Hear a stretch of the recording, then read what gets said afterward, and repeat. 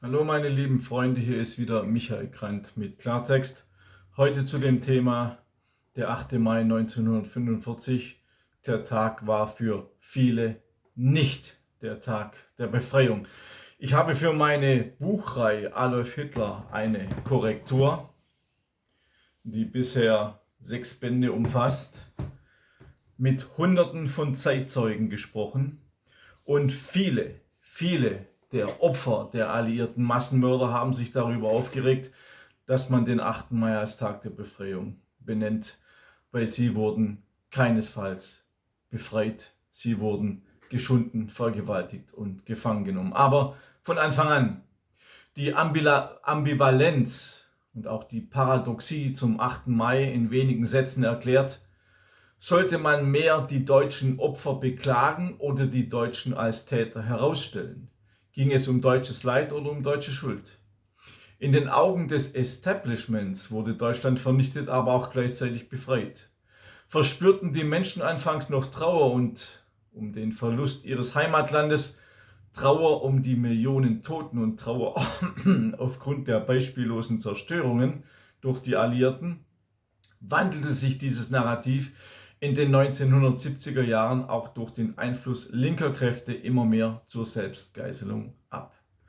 Ich möchte zum vielgepriesenen Tag der Befreiung Erika Steinbach, die ehemalige Präsidentin des Bundes der Vertriebenen, zitieren, die in einem Interview im Nachrichtenmagazin Der Spiegel schon vor 10 Jahren Folgendes gesagt hat. Ich zitiere: Ja, die Rote Armee hat Auschwitz befreit und die US-Armee Dachau. Aber viele Lager der Nationalsozialisten wurden nach der Befreiung von den neuen kommunistischen Machthabern erneut benutzt. Es kam auch vor, dass Juden, die aus Theresienstadt befreit wurden, Zwangsarbeit in der Tschechoslowakei verrichten mussten. Lager wie Buchenwald, vom NKWD in 10 Speziallager der Sowjets umbenannt. In diesen Sonderlagern wurden mehr als 40.000 Häftlinge ermordet, allein mehr als 7.000 in Buchenwald. Die Opferzahl der sogenannten Russenzüge mit aus der SBZ, also sowjetisch besetzten Zone, zur Ermordung in die Sowjetunion deportierten Deutschen wird mit nochmal 25.000 Zivilisten angenommen. Steinbach weiter, ich zitiere: Ich nehme alle Seiten der Realität wahr und blende nicht aus, dass nach Kriegsende in weiten Teilen Europas nicht Freiheit herrschte, sondern Diktatur und auch Gewalt.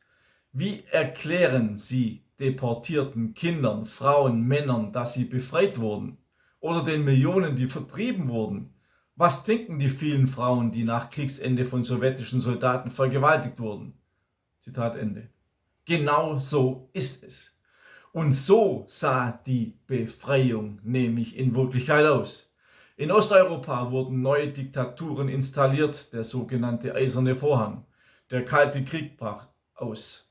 Deutschland wurde in 4 Besatzungszonen aufgeteilt, aus denen später 2 deutsche Staaten entstanden. Willkürakte und Enteignungen geschahen in allen Besatzungszonen. Deutsche Gebietsverluste: Schlesien, Pommern, West- und Ostpreußen, Posen, Sudetenland, Lothringen, Elsass, Eupen, Malmedy. Bis zu 16,5 oder mehr Millionen Deutsche wurden unter teils grausamen Bedingungen aus ihrer Heimat vertrieben. Millionen Deutsche wurden getötet oder gelten bis heute als vermisst. Massenvergewaltigungen an deutschen Frauen und Kindern. Deutschlands Städte waren durch die Alliierten dem Erdboden gleichgemacht worden. Die Luftangriffe gegen die Städte forderten Hunderttausende Zivilopfer und Verkrüppelungen. Die Hungerwinter von 1945, 46 und 46, 47 forderten ebenfalls Hunderttausende Todesopfer. Über 11 Millionen deutsche Wehrmachtsangehörige befanden sich in Gefangenschaft. Die Alliierten demontierten wichtige Industrieanlagen.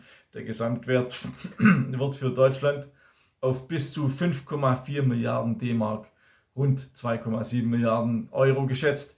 Für die sowjetische Besatzungszone bzw. die DDR auf bis zu 5 Milliarden D-Mark, rund 2,5 Milliarden Euro. Die von den Alliierten durchgeführte Währungsreform im Jahr 1948 brachte viele Deutsche zudem um ihre Ersparnisse. Die Befreiung war für Millionen Deutsche die Hölle auf Erden.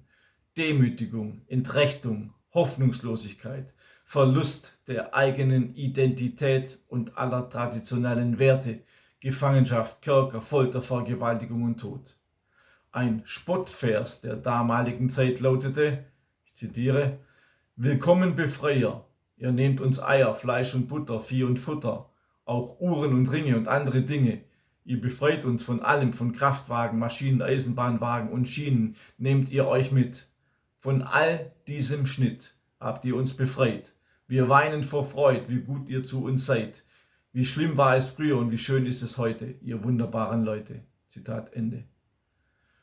Trotzdem ist es ein Paradox. Deutsche feiern jedes Jahr am 8. Mai mit der Befreiung auch die Teilung Deutschlands und zelebrieren dann am 3. Oktober dann wieder die Wiedervereinigung.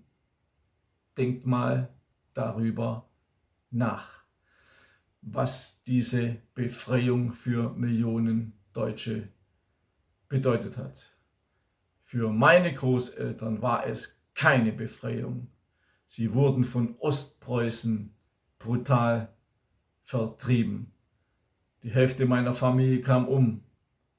Sie haben nie den 8. Mai als Tag der Befreiung gefeiert, niemals, sondern als Tag, an dem sie alles verloren haben, ihr Gut in Ostpreußen und alles, was dazugehört, ihre Familie, ihre Kinder, Mädchen wurden vergewaltigt und so weiter und so fort.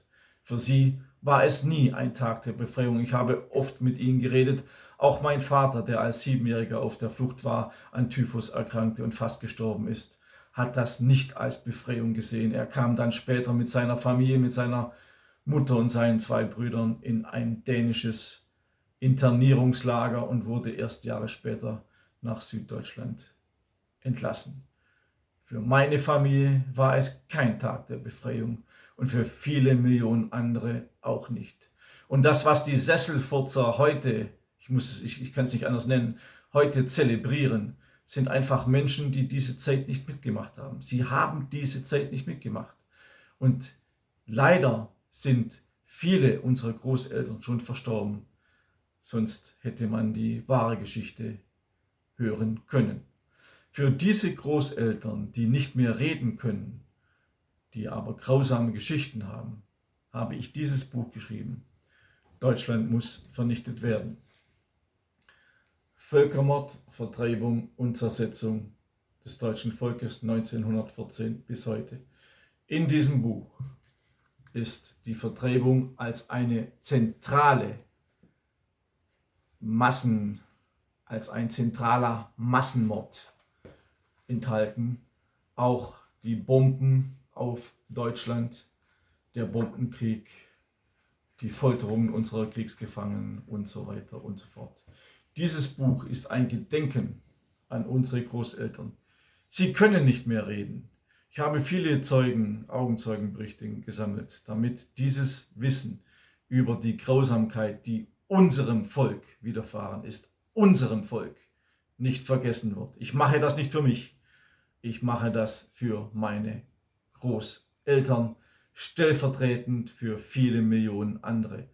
Wenn ihr also an dieser Gedenkkultur teilhaben wollt, wenn ihr vielleicht euren Kindern auch beibringen und sagen wollt später, wenn sie älter sind, was ihre Groß- und Ururgroßeltern erlebt haben.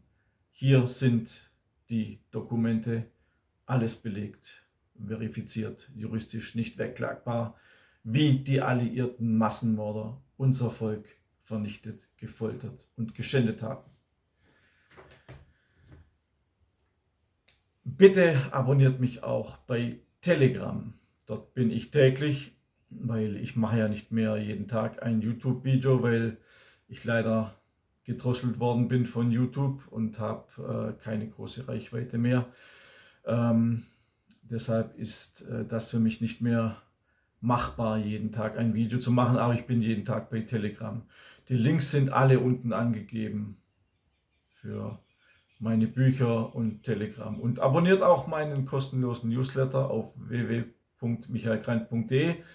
Dort erhaltet ihr jede Woche einen neuen Newsletter zu einem Thema, entweder über Zeitgeschichte oder über aktuelle Themen. Ich wünsche euch alles Gute. Bis zum nächsten Mal. Euer Michael Krennt.